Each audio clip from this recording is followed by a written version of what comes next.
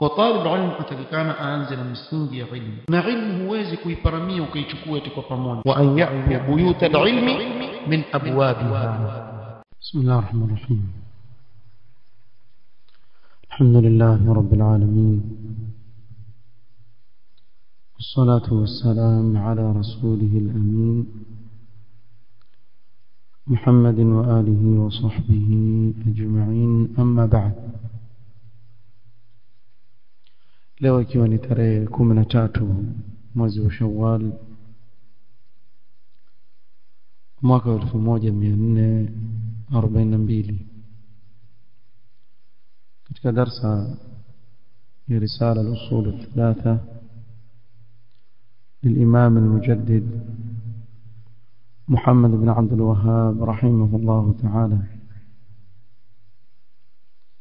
بشرح معالي الشيخ صالح الفوزان حفظه الله تعالى.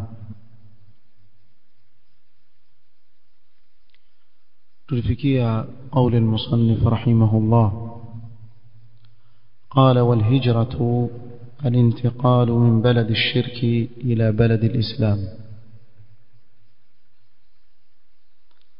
قال العلامة الفوزان حفظه الله تعالى: الهجرة في اللغة ترك الشيء. hijra katika lugha ni mtu kuacha kitu, kukigura. Kwa chochote mtu anachokigura huambiwa amekifanyia hijra. Ama alhijratu fi shar'a, ama tukizungumzia hijra inayokusudiwa kisheria, فهي كما عرفها الشيخ الانتقال من بلد الشرك إلى بلد الإسلام. كما alivyoeleza hapa taarifu ya Imam al-Mujaddid rahimahullah ya kuwa hijra ni mtu kugura kutoka katika nchi ya kikafiri akaenda katika nchi ya Kiislamu. Kuna mtu kugura kutoka katika nchi ya kikafiri akaenda katika nchi ya Kiislamu, au nchi ya shirk akaenda katika nchi ya Uislamu. وهذه هي الهجرة الشرعية. وهي ndio hijra ya kisheria inayokusudiwa. والهجرة عمل جليل قرنه الله بالجهاد في كثير من الآيات. الهجرة عمل تكوف الله سبحانه وتعالى ameunganisha pamoja na jihad fi sabilillah katika aya nyingi. Asikia hajaru wajahadu fi sabilillah, mara nyingi hutaja hijra, Allah hutaja na jihad fi sabilillah. لما هاجر النبي صلى الله عليه وسلم إلى المدينة جاء المهاجرون الذين كانوا في الحبشة إلى المدينة واجتمع المسلمون في المدينة. Mtume صلى الله عليه وسلم alipofanya hijra kwenda Madina, muhajirun wale waliofanya hijra kwenda Habasha pia wakarudi wakakusanyika wote katika mji wa Madina. Walhamdulillah, watakawanat lilmuslimina dawlatun fil madinati min almuhajirin wal ansar. Na hapa ndio kukaanza nchi ya kwanza ya Kiislamu, dawla chini ya Mtume Muhammad sallallahu alayhi wasallam, baina ya muhajirin na ansar. ومن يسلم يأتي إليهم, na kila anayesilimu walikuwa akija kule wakikusanyika pamoja. عند ذلك شرع الله بقية شرائع الدين. hapo Allah subhanahu wa ta'ala akaanza kuteremsha kilichobakia katika sheria ya dini. kuteremsha qala fafarada ala nabihi sallallahu alayhi wasallam as-siyam والزكاة في السنة الثانية من الهجرة katika mwaka wa pili baada ya hijra Allah subhanahu wa ta'ala akafaradhisha صوم akafaradhisha zaka وفرض عليه الحج في السنة التاسعة من الهجرة على الصحيح akawafaradhishia waumini ibada ya hija katika mwaka wa 9 baada ya hijra katika kauli sahihi وبذلك تكاملت أركان الإسلام hapa ndio zikakamilika zile nguzo za Uislamu أولها الشهادتان وآخرها الحج إلى بيت الله الحرام kuanzia shahada ikiwa ndio nguzo ya kwanza mpaka ya tano ambayo ni hija والحاصل من هذا baada haya yote tulioeleza na da'wa ya Mtume sallama Makka akatoka Makka akaenda Madina sheria zikateremshwa المهم haya yote al-Allama al-Fawzan asema أن نعلم أن التوحيد هو المهمة الأولى في الدعوة إلى الله عز وجل nitujue kuwa tauhid ndio jambo la kwanza kabisa la muhimu kabisa katika da'wa ya mitume wa Allah alayhi msalatu wassalam na hii si mtume wetu Muhammad sallallahu alaihi wasallam peke yake bali mitume wote waliopita jambo la kwanza kazi ya kwanza kubwa waliokuwa wakifanya ni kulingania watu katika tauhid wa annahu يبدأ الداعية به قبل أن يبدأ بالصلاة والصيام والزكاة أو الزكاة أو الحج نكوى ملنغانيزي أنا يلنغانية katika njia ya Allah mwanzo kabisa kabla ya kuanza kuzungumzia sala saumu zaka haj mwanzo aanze na nini na tauhid لأن النبي صلى الله عليه وسلم بقي 10 سنين يدعو إلى التوحيد sababu kiangalia katika sira ya mtume sallallahu alaihi wasallam utapata kuwa alikuwa miaka 10 yake ya mwanzo ya da'wa ndani ya mji wa Makka yote alingania katika tauhid kabla ya kushuka nguzo nyingine yoyote wayanha 'ani shirki wakiamrisha tauhid akikataza shirki walam yu'mar bi salatin walam yu'mar bi zakatin wala bi hajjin wala bi siyam na katika kipindi hiki cha miaka 10 hakuamrishwa sala wala saumu wala zaka wala hija وإنما فرضت عليه هذه الفرائض بعد أن تقرر التوحيد فرض zote hizi zimekuja baada ya kuwa tauhidi ishabainishwa ishaeleweka tauhid ndio nyingine zikafuata haya tuonyesha umuhimu wa mwanzo kabisa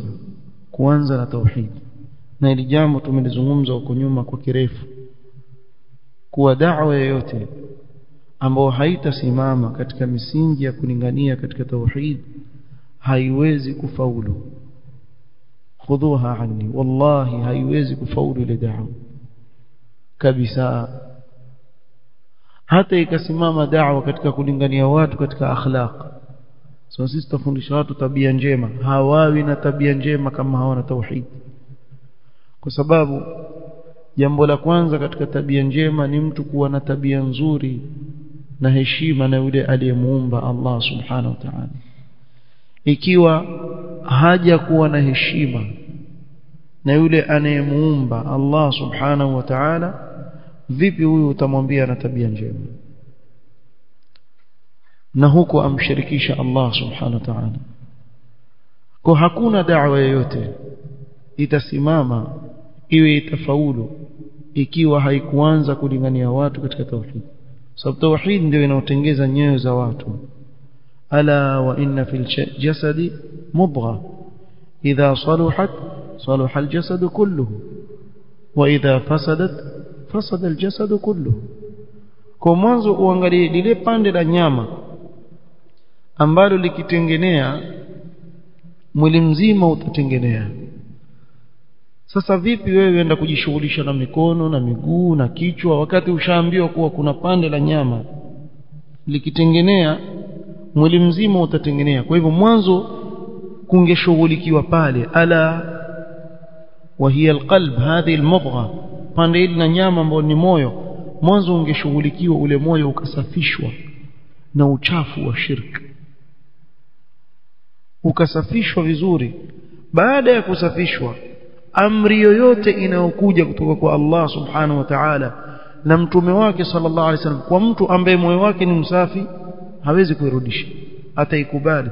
Na ndio siri ukaona masahaba hakuna hata mmoja alikuwa akifanya i'tiradhi yoyote kwa amri inayokuja kutoka kwa Allah na mtume sallallahu alaihi wasallam. وقالوا سمعنا وأطعنا غفرانك ربنا وإليك المصير. hii ni sifa Allah amewasifu nayo masahaba. Kila amri inayokuja kutoka kwa Allah na mtume wake kwa sami'na wa ata'na, hata ikifikia hali ile amri au nawazi hapa na hatarisha maisha yangu. Hudhaifa radhiyallahu anhu arda ni mfano mzuri katika masahaba. Katika ghazwatul ahzab, mtume sallallahu alaihi wasallam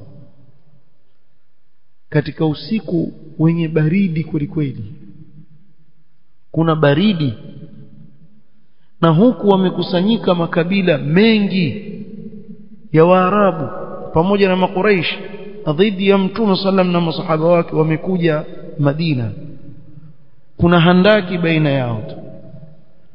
Mtume sallama apata habari, sababu alikuwa akituma watu wakisikiliza zile habari. Kapata habari kuwa jamaa wakutana usiku ule wazungumze la kufanya. Lipi la kufanya baada ya hapo? Akasimama mbele ya masahaba akamwambia, man yatini bi khabari alqawm, nani katika nyinyi atakwenda asikilize kule aniletee habari wazungumza nini wale leo? Utoke wewe uende unyapie uingie kwenye mitingi ya makafiri ambao wamekuja kuwaua nyinyi, uingie ndani pale usikilize habari zote zinazozungumzwa, kisha utoke ulete habari. Nani atakwenda hapa? Watu kimya. Si jambo dogo hili. Akauliza tena mtume, man yatini bi khabari alqaum, kimya. Man yatini bi khabari alqaum anta. Akanyosha kidole hivi, Hudhaifa yeye anachaguliwa, Hudhaifa ibn al-Yaman. Ya Rasulullah, mimi wewe nenda. Sema sikujibu kulia wala kushoto. Amri yatoka kwa nani? Kwa mtume sallallahu alaihi wasallam. Sema nikatoka kwenda pale mimi naelekea, nasema wallahi sikusikia baridi yoyote. Angalia, kwa kumsikiza mtume sallallahu alaihi wasallam, kwa taa ya mtume sallallahu alaihi wasallam, asema ile baridi iliyokuwa watu wakisikia mimi ikawa hainipati.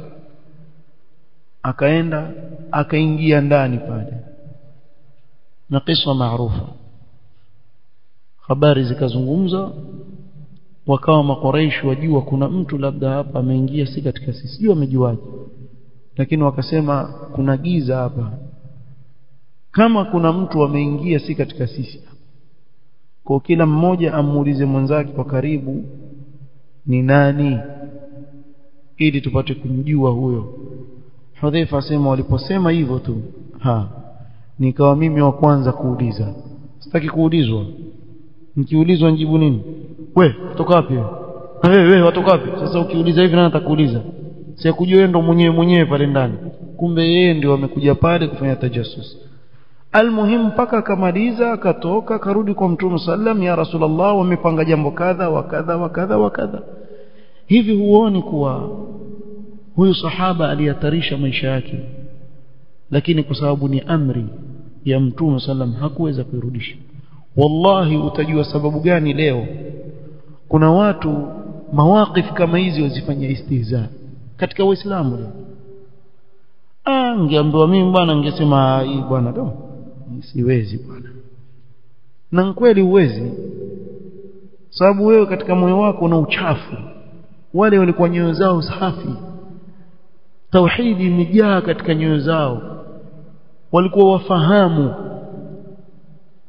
nini maana ya Allah kukuamrisha na Mtume Muhammad sallallahu alaihi wasallam kukuamrisha, na ndio maana ikawa sahali kwa wao kufuata maamrisho ya Allah na Mtume sallallahu alaihi wasallam.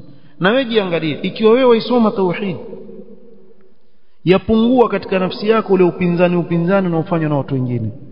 Kuna watu kila amri inayokuja ya Allah na Mtume sallallahu alaihi wasallam lazima mwanzo aulize, lakini wajua, lakini i'tiradhat nyingi zifanya. Lakini mtu aliyesoma tauhid akajua qadari ya Allah subhanahu wa ta'ala na utukufu wa Allah subhanahu wa ta'ala, akajua utukufu wa Mtume Muhammad sallallahu alaihi wasallam na uzito wa amri yake, ataingia tu wama kana limu'minin wala mu'minatin idha qada Allah wa rasuluhu amran an yakuna lahumul khiyaratu min amrihim. Hana khiyari yeye, maadamu Allah ameamrisha, Mtume ameamrisha, basi sam'an wa ta'a, al-'ain wal-ras, sina amri mimi isipokuwa ni kufuata. Lakini yote haya yatakuja baada ya nini? Tauhid kutengenezwa katika nyoyo za watu. فالنبي صلى الله عليه وسلم كان إذا بعث الدعاة يأمرهم أن يدعوا الناس أول ما يدعون إلى التوحيد. tizama Mtume صلى الله عليه وسلم alikuwa akiwatumiliza masahaba kwenda kulingania watu, jambo la kwanza analowaamrisha kuwalingania wale watu ni tauhid. Kabla ya chochote ni tauhid. Sasa mtu anayeuliza na kusema kuwa sasa da'wa zimekuwa nyingi, hatuelewi tuelekea wapi, kuna awamu wengine wasema hivyo, hatujui nani uko kwenye haki na kwenye batili, wengine wasema hivyo. Wewe wafikiria ukisema hivyo ndio utaulizwa mbele ya Allah? Wewe wafikiria ukisema hivyo ndio ushasave? Wewe ushasave, ukienda kesho mbele ya Allah utasema mbele ya Allah, mimi nilikuwa sijui nani uko hivi na mimi nilikuwa najiendea tu. Wacha kiyama, wewe kaburini tu ukiulizwa utajibu sami'tu an-nasa yaquluna qawlan faqultuhu, rungu ndio utajua ahin la adri, ndio hawa. Wewe Muislamu hujui haki iko wapi na batili iko wapi, wakati Qur'ani unao na sunna unayo? Vipi hujui? Kaa chini, soma, tafuta ilmu, isome Qur'an uizingatie, ulizia kuhusu sunna ya Mtume sallallahu alaihi wasallam. Lakini kuna watu habari hawana na ilmu wala hawataki kujua wao. Katika mojawapo ya alama ya da'wa ya haki ni kutanguliza tauhid. Hii siri chukua. Ukitaka kujua hii da'wa ni ya haki, basi iangalie da'wa ile na da'wa ya mitume wa Allah. Je, wameipa kipaumbele tauhid au la? Ikiwa tauhid imesukumwa nyuma, kaa mbali na hao watu, ujue hawalinganii katika manhaji ya mitume wa Allah. Minhajun nubuwa yaanza mwanzo na tauhid. Ukimwona mtu hana ihtimam na tauhid, osha mikono yako uende zako. Sio mpaka waliko kwenye karamu ukionda mtele si mtamu ndio osha mikono enda zako. Wajua huko tu kuna watu huosha mikono mtu akaenda zake. Kwa nini? Ukimwangalia huyu halinganii katika da'wa ya mitume wa Allah, sababu haipi kipaumbele nini? Tauhid. Bas hili ni mojawapo katika msingi mikubwa ambao moja kwa moja waelewa kuwa hii ni haki au hii ni batili. Chukua hii mizani itakusaidia. Mtume sallama akimtuma sahaba kwenda kufanya da'wa, jambo la kwanza amamrisha alinganie katika tauhid, kama fi hadithi Muadh. Ushahidi wa hayo hadithi ya Muadh, innaka ta'ti qauman min ahli alkitab, hakika wewe utawajilia watu katika ahli alkitab. Ahli alkitab alyahud wan nasara ni watu ambao wana ilmu, si watu wajinga. ahli alkitab bimaana wana ilmu ya kitabu kabla ya Qur'an, na kuna uwezekano kuwa pengine waifahamu tauhid kiasi fulani sababu ni ahli alkitab, lakini pamoja na hayo faliyakun awwalu ma tad'uuhum ilayhi shahadata an la ilaha illa Allah wa anna Muhammadar Rasulullah. Tauhid, jambo la kwanza walinganie katika shahada la ilaha illa Allah Muhammadur Rasulullah. fa inhum ajabuka lidhalika, wakikuitikia na kukubalia hilo, wakakubali jambo la tauhid, fa'alimhum anna Allah aftarada alayhim 5 salawat. Kinachofuata nini? Wajulishe kuwa Allah amewafaradhishia sala 5 ila akhir alhadith. Na hii tulieleza katika kitabu tauhid, ni hadithi kwa jambo la kwanza analotakikana mlinganizi kulingania nini? Ni tauhid. Wako watu wanakejeli na kusema kuwa watu wako wapi, vita nini, munkatu huko, tauhidi ni mlingania watu katika tauhidi mpaka lini? Pia hili lina ushahidi wa jambo hai, kama wewe unataka kufungua macho utaelewa. Al-Imam al-Mujaddid Muhammad Abdul Wahhab rahimahullah ni mlinganizi aliyelingania sana katika nini? Tauhid sana. Na ndio maana utaona vita vikubwa kutoka kwa mutasawwifa khurafiyun dhidi ya Imam al-Mujaddid rahmatullah alayhi, kwa sababu alikuwa akiyakataza yale wao ambao wayafanya mpaka leo. tazama al-Imam al-Mujaddid rahimahullah hakuondoka duniani isipokuwa kulisimama daula ambayo imesimama katika misingi ya tauhid. Ile daula inaochukiwa na kila mtu leo yaitwa Saudia, ile insimama katika misingi ya tauhid. Huku upande mwingine akaja Hasanul Banna, Ikhwanul Muslimin. Hawa walingania katika siasa, vipi kufika katika kile kiti wakae pale juu. Baada ya takriban miaka 100 akaingia rais mmoja kutoka kwao, hakukaa miaka 3 huyo akaanguka, ndo hao washapotea. Wako wapi sasa? Ni da'wa ipi ambayo uongozi wake na daula yake imebakia mpaka leo? Hiyo mnaoisema da'wa ya tauhid mpaka lini, ama hiyo yenu ya siasa ipi iliyobakia mpaka leo? We mwenyewe akili wasema kichwani mwako, kaa chini ufikirie. Huu ni mfano wa hai kabisa, uona na macho yenu. Daula iliyosimama katika tauhid mpaka leo iko, na daula iliyosimama katika siasa haikutoboa miaka 5. Sasa miaka 5 haikumaliza, ikaanguka. Iko wapi? Kwa hivyo hata daula ya Kiislamu haitasimama bila nini? Tauhid. Soma aya suratu an-Nur, wa'ada Allahu alladhina amanu minkum وعملوا الصالحات ليستخلفنهم في الأرض كما استخلف الذين من قبلهم وليمكنن لهم دينهم الذي ارتضى لهم وليبدلنهم من بعد خوفهم أمنا. لكن كيك شرط الله كسمانين يعبدونني لا يشركون بي شيئا. إيكي كوسكانا hakuna دولة.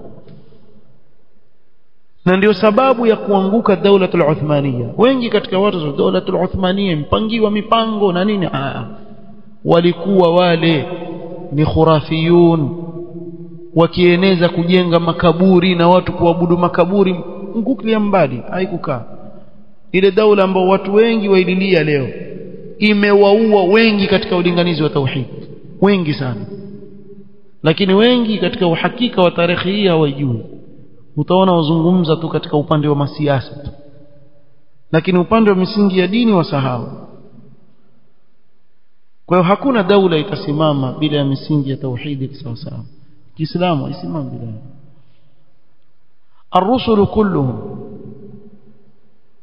قال فدل على أنه لا يؤمر بالصلاة ولا بالزكاة ولا بالصيام إلا بعد تحقيق التوحيد ووجود التوحيد. هي دليل يوازي kwa watu hawamrishi sala wala zaka wala som isipokuwa baada ya kuihakiki tauhid. Tauhid ikipatikana basi. wa anna man badaa bighairi at-tauhid fa inna da'watahu fashilatun ومنهجه مخالف لمنهج الرسل كلهم عليهم السلام. maneno mazuri sana. Nasema na kuwa kila ambaye ataanza da'wa yake bila ya tauhid,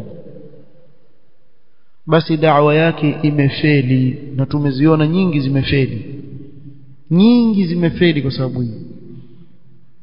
Na mfumo wake, manhaji yake ni kinyume na manhaji ya mitume wote, bimaana amekhalifu ijma'u ar-rusul, ijma' ya mitume amekhalifu. Sasa kelele nyingi za mahizbi, simsomeshe tauhid. Shida ya hawa ndugu zetu, kwa nini hawataki kuilingania? Ukilingania tauhidi tu kwa watu wanaokukhalifu, watakuona wewe mfidhuli, kwa sababu utaingilia mambo mingi wanaoyafanya wao wameyazoea, ambao si katika sheria ya Allah.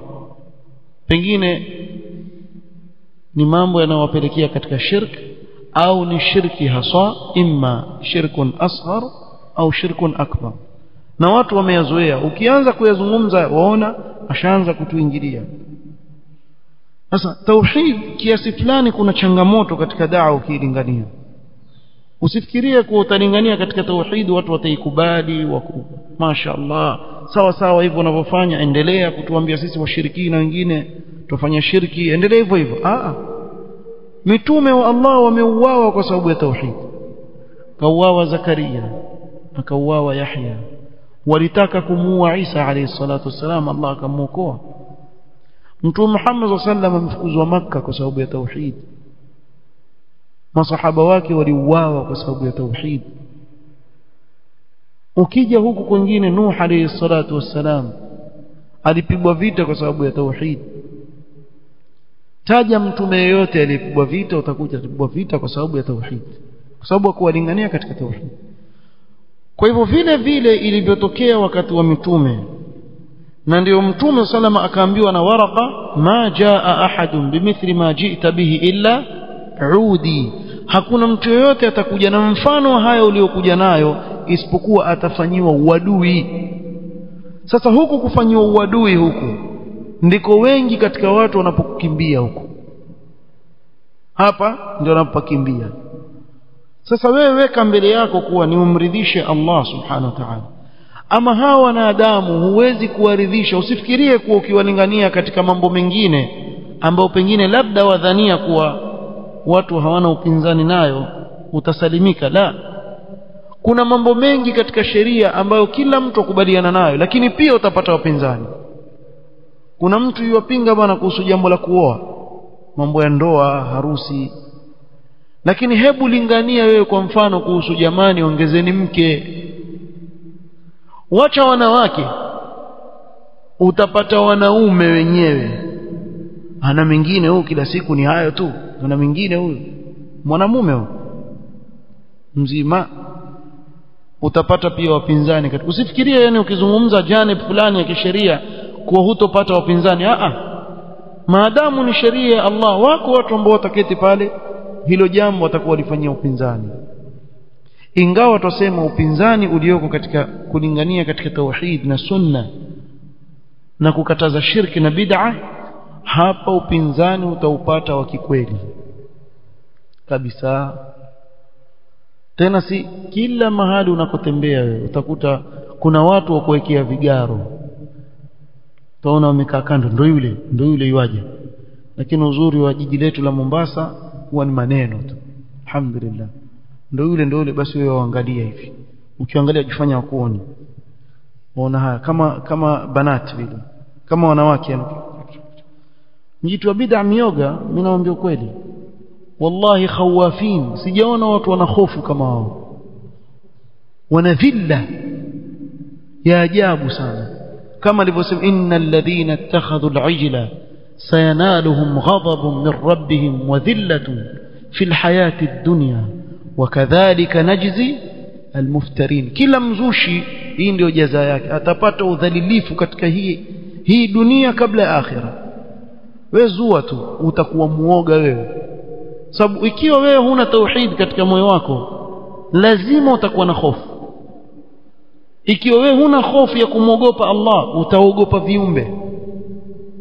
eti kwa sababu yule fulani atasema hivi basi acha mimi nyamaze, yule fulani atasema akhi washfi, mwache aseme mpaka achoke. Yeye nani anayepeleka huu ulimwengu? Ni Allah subhanahu wa ta'ala, si fulani wala si allan. wa'lam anna al-ummata law ijtama'at ala an yadhurruka bi shay'in lam yadhurruka illa bi shay'in qad katabahu Allahu alayk. Hakuna mtu aweza kukudhuru bwana, hata akawa na nguvu ya kiasi gani ya kidunia hawezi kukudhuru wewe maadamu uko na nani? Allah subhanahu wa ta'ala. Hadha huwa at-tauhid. Na ndio maana kuona masahaba wasimama, wewe fikiria katika ghazwat Mu'ta kuna mazingatio makubwa sana, watu 3,000 na waminyana na 200,000 na upande wa pili kule. Hivyo fikiria kama watu hawana tauhid waweza kusimama pale? Wallahi hawezi kusimama, hawawezi kusimama. Watu 200,000 kwa 3,000, hii idadi ni ajabu sana katika tarikhi ya binadamu. Nenda kasome tarikhi ya wanadamu kuanzia Adam mpaka siku hiyo, haijatokea hapo jeshi la watu 3,000 wapigana 200,000 na haijatokea hapo, isipokuwa kwa masahaba wakasimama sumud aljibal, minyana pale kisawasawa, mpaka mwisho Khalid bin Walid akashika yeye bendera ikawapeleka kirudisha, peleka kirudisha, mpaka kufaru wa Rum wakaogopa, wakawa hawafuati tena, wakarudi nyuma. Tuseme kwa mfano hapa khalas haikutokea wazi mshindi nani, lakini ukiambiwa watu 200,000 kwa 3,000, watu 200,000 wajizuia wakaogopa kwenda, alishinda nani? Si iko wazi tu hiyo. Hakadha tauhid yafalu bin nas. Ile tauhid ikijaa katika moyo wa mwanadamu, hivi ndivyo wanavyofanya, la yakhafu. Leo watu wamekuwa waogopa watu kwa sababu ya tauhid kupungua. Imani ikipungua na tauhid ikipungua katika moyo, hivi ndivyo inavyokwenda. Qala ar-rusulu kulluhum, mitume wote, awwalu ma yabda'una bihi at-tauhid wa islahu al-aqida. Jambo la kwanza wanaloanza ni tauhid na kutengeza itikadi, jambo la kwanza kabisa. وهذا منهج مهم معرفته للسالكين، ni manhaj muhimu kila anaelekea kwa Allah kuifahamu. لأنه كثر اليوم من يعكر على هذا المنهج فيغير هذا المنهج ويختار منهجا لنفسه من عنده ومن عند غيره من الجهلة.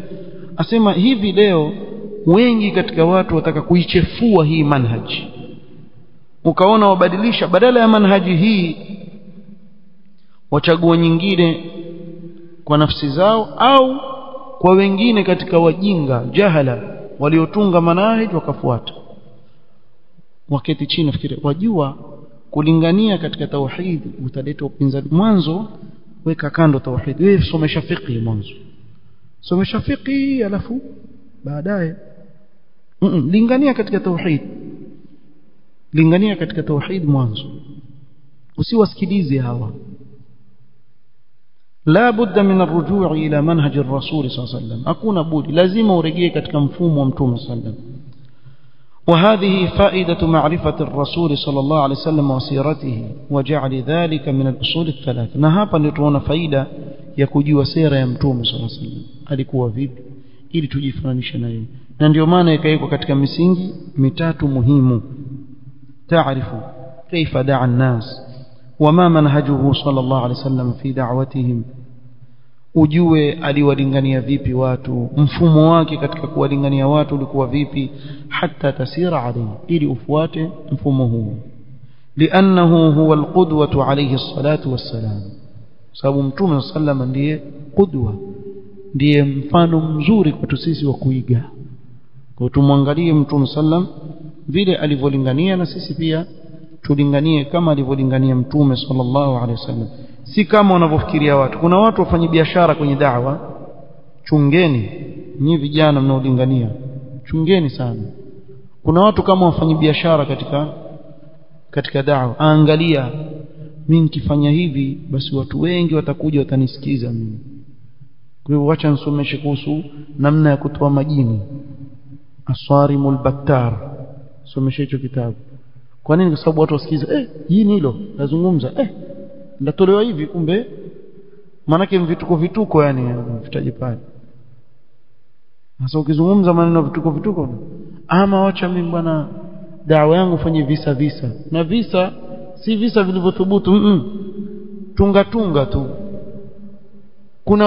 Kuna mmoja mimi namuona kila klipu ninayoiona yake ana kisa kingine, nafikiri mshamsikia leo Ndumbulu akawa tupa vitu Ndumbulu sio tupane vijie, kumbe akiamka asubuhi almasi anzitupa. Untoa wapi visa hivyo wewe? Ndumbulu tena utoa vizuri kwa Ndumbulu hapa. Huyo mara kisa cha mwewe na kurabu. La haula wala quwwata, inna lillahi wa inna ilaihi raji'un. Jamani, watu wako wapi? Huyo tolea kisa cha mwewe na kurabu. Hatu wafanyie hizi mwewe na kurabu, walikwambia lini wewe kisa chao? Sasa hii ni njia hii likasbi nas, sababu watu wapenda visa hivi ajabu alafu subhanallah. Lakini ukija hivi moja kwa moja wambela wewe waja hivi, hata ukoni kidogo hivi waja moja kwa moja hivi, wataka twende vipi? Si afadhali mtu anayekwambia moja kwa moja hili jambo hatari kwako? Kuna kisa najua kina ibra ndani yake, tuambie kisa kilichothubutu. Usitunge Abu Nuwasi na mfalme alikuwa na kijiji kidogo. Mfalme gani na kijiji kidogo? Mtaa. Mshawasikia nafikiri hao. Chungeni watu wao. Hawa hawalinganii katika mfumo wa mitume wa Allah. Pamoja na kuwa mafurika mkisikia vile visa, lakini si mfumo wa mtume sallallahu alaihi wasallam. Mwanzo walingania katika nini? Tauhid. Na hii dini imekuja na mtume sallam kutoka kwa Allah subhanahu wa ta'ala, na Allah ndiye alimpangia mtume wake namna ya kulingania. Kwa ukifuata mtume sallam alivyolingania ni kufuata amri ya Allah subhanahu wa ta'ala, na ndivyo walivyolingania mitume wote waliopita kabla mtume Muhammad sallallahu alayhi wasallam. Inshallah kuhusu hijra tutakuja kuzungumza pamoja na dalili zake katika kikao kitakachokuja. Subhanakallahumma wa bihamdika ashhadu an la ilaha illa anta astaghfiruka wa atubu ilaik. Barakallahu fikum.